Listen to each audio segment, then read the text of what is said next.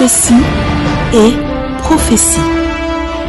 Car ce n'est pas par une volonté d'homme qu'une prophétie a jamais été apportée, mais c'est poussé par le Saint-Esprit que les hommes ont parlé de la part de Dieu. 2 Pierre, chapitre 1, le verset 21.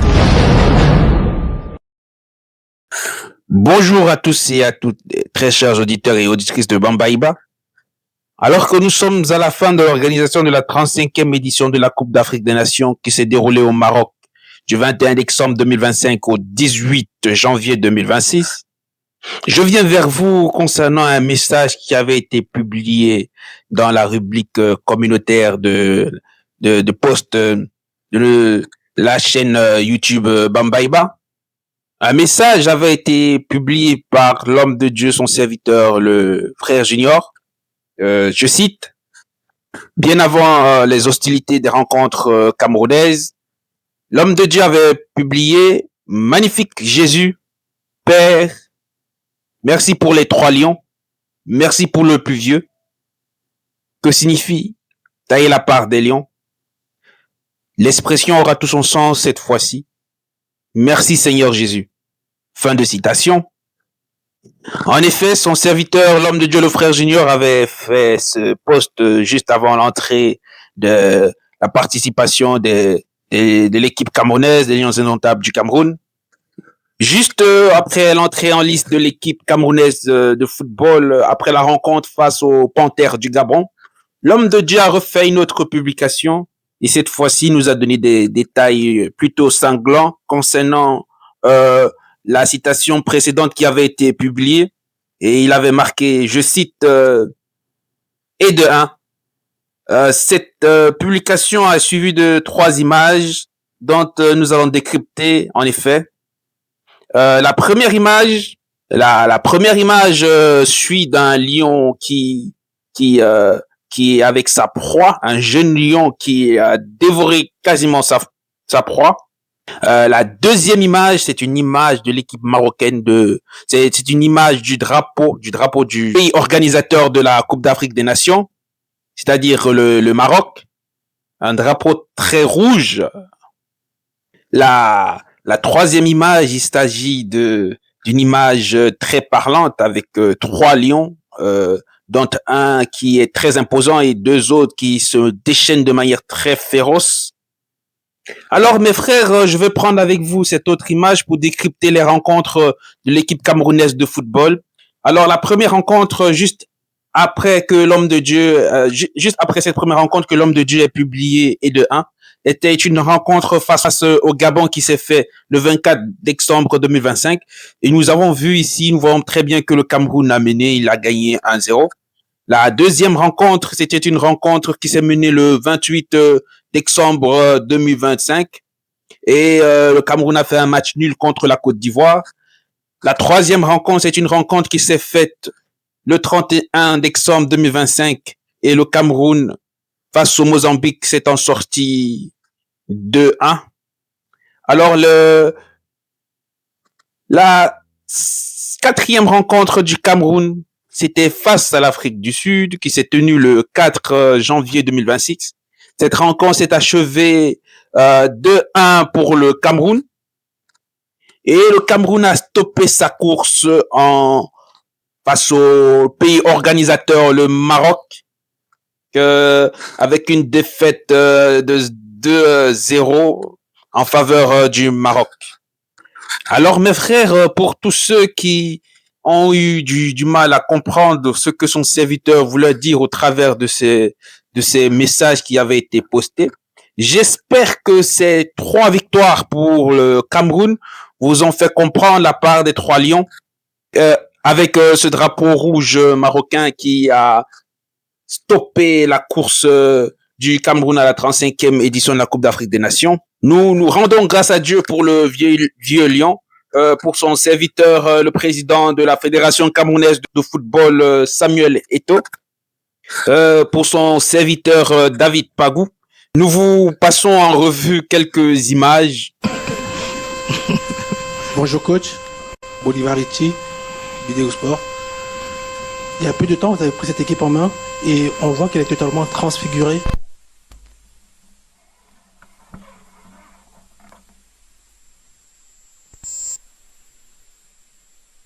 De temps, elle réussit à consommer une équipe qui, pendant pas mal d'années, a peut-être sombré au niveau de l'engagement. Merci. Oui, merci Oui, Variti. Boris Variti. Moi, je suis un enfant de Dieu. Je crois beaucoup en Dieu. Et je me suis carrément abandonné en lui. Et je lui demande beaucoup de choses. Il m'inspire. Et voilà. Et je suis juste la route qu'il a tracée pour moi. Et voilà.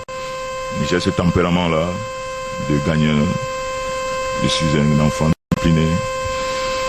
Donc c'est ce que je transmets à mes joueurs. Et voilà, s'ils rendent ça bien sur le terrain, tant mieux. Et le feedback, comme vous le dites si bien, est positif. C'est ce que nous attendons. Et puis, nous avions dit avant que le football n'aimait pas l'indiscipline, le football aimait une bonne organisation. Même quand le président m'a confié cette tâche-là, je crois qu'on s'est dit que si on s'organise bien, les choses vont aller tout seul, naturellement. Et voilà, je pense que jusqu'aujourd'hui, comme vous dites, les choses vont sur cette lancée-là, tant mieux. Parce que on essaye de faire simplement ce que nous pensons être bien. Quand je parle de quelqu'un d'en haut, je parle du Seigneur Tout-Puissant. C'est lui mon fil conducteur. Donc voilà, ça, je le crie sur tous les toits. Et ça même me protège bien. Il me guide, il m'inspire. Donc voilà, quand il faut parler de Samuel Eto'o, je parle de Samuel Eto'o, le président de la Fédé, qui m'aide aussi beaucoup. Donc voilà. Oui, par rapport à Carlos, je pense que il avait des problèmes de famille. Donc voilà, il était question de se refaire un mental. C'était pas évident pour lui. On a vu qu'en club, c'était un peu difficile. Et dès que nous avions pris les rênes de la sélection, on a commencé par ce travail mental, lui redonner les clés du milieu de terrain, le remettre en confiance, parler avec lui, discuter sur ce qu'il est capable d'apporter et d'être focus sur son jeu. Et je pense qu'aujourd'hui, il a élevé un peu le niveau. Et je vous assure que ça, c'est 50% du bas que nous connaissons. Donc, s'il se décide à gravir un cap, je pense qu'il va retrouver son niveau de la saison dernière et plus. Donc, je crois que c'est en train de passer, ça lui passe et il sera un peu plus focus sur ce qu'il sait faire le mieux, à savoir être très remuant au milieu de terrain. L'objectif était de faire mieux que la dernière fois, parce qu'il fallait être réaliste. On a pris l'équipe, ça va faire 18 jours aujourd'hui que nous avons commencé les entraînements avec ce groupe-là. On a su inculquer certaines notions et les gars adhèrent bien. Et c'est ça le secret. Et puis, comme j'ai dit, il y a quelqu'un en haut là qui me guide et il nous montre la voie. On suit. Et tout concourt au bien de ceux qu'il aime. Donc voilà. Et un peu comme a dit Yvan, on a la baraka aujourd'hui, peut-être qu'il y a la main de Dieu là-dedans. Donc voilà, comme disent les Ivoiriens. On va continuer dans ce sens-là. C'est ça notre secret. La star, c'est l'équipe. Et on va rester focus là-dedans et continuer notre progression vers l'avant. Donc voilà, c'est ça notre mot d'ordre. Quel que soit le joueur qui prend la parole, vous allez constater qu'il parle toujours du groupe. Il parle toujours de la vie d'ensemble, il parle toujours de la vie dans la tanière, de l'état d'esprit qui est positif. Voilà, je pense que c'est un peu ça notre secret. Quand l'esprit parle, prêtons oreille, car Dieu parle cependant, tantôt d'une manière, tantôt d'une autre, et très souvent, l'on n'y prend point garde.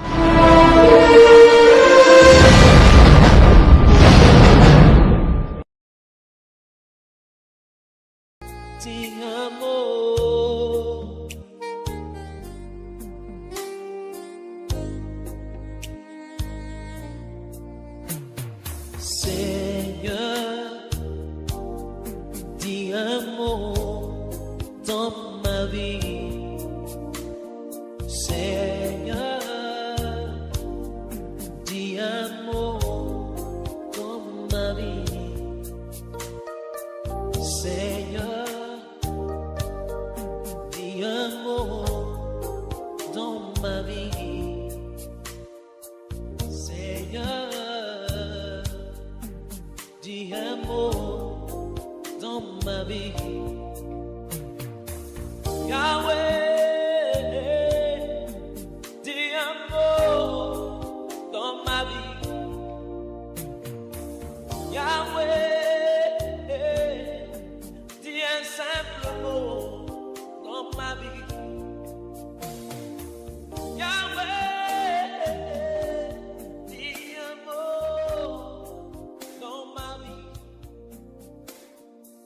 Yahweh.